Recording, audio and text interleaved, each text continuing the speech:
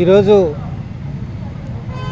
గౌరవ పార్లమెంట్ సభ్యులు నితిన్ రెడ్డి గారిని ములాఖాత్లో కలవడం జరిగింది. నేను మాజీ పార్లమెంట్ సభ్యులు మాధవ్ గారు. మరి నితిన్ రెడ్డి గారు చాలా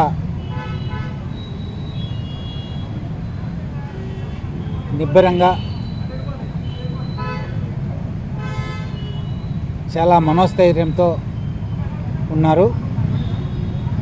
తెలుగుదేశం పార్టీ కూటమి ప్రభుత్వం, చంద్రబాబు నాయుడు ఎన్ని ప్రెజర్స్ పెట్టినా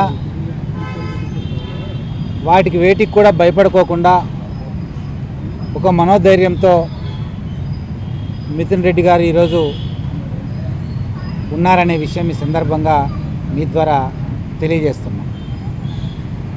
మరి ఈ లిక్కర్ కేసుకు సంబంధించి పూర్వపరాలు గమనిస్తే ఇందులో ఏమాత్రం ప్రైమా ఫేసి లేకపోయినా, ఎటువంటి సాక్ష్యాధారాలు లేకపోయినా కొన్ని అద్భుతమైనటువంటి కల్పనలు చేసి ఒక ఫిక్షీసియస్ ఎవిడెన్స్ క్రియేట్ చేస్తూ ఎలాగైనా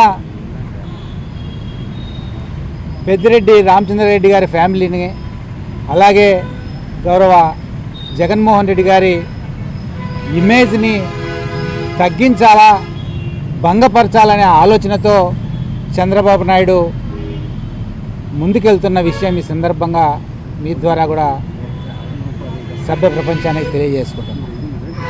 మరి చంద్రబాబు నాయుడు ఈ కూటమి ప్రభుత్వం ఇలాంటి తప్పుడు కేసులు ఎన్ని పెట్టినా వైఎస్ఆర్ కాంగ్రెస్ పార్టీ నాయకులు కానీ, కార్యకర్తలు కానీ ఏమాత్రం భయపడుకోకుండా ఈ ప్రభుత్వం చేస్తున్నటువంటి అన్యాయాలు, అక్రమాలు ఏవైతే ఉన్నాయో వాటన్నింటినీ కూడా ఎండగడుతూ ముందుకెళ్తామని సందర్భంగా తెలియజేసుకుంటున్నాం. మరి యాక్చువల్గా తెలుగుదేశం పార్టీ హయాంలో ఏదైతే లిక్కర్ వ్యవహారం జరిగిందో అక్కడ ఒక పెద్ద స్కామ్ జరిగింది.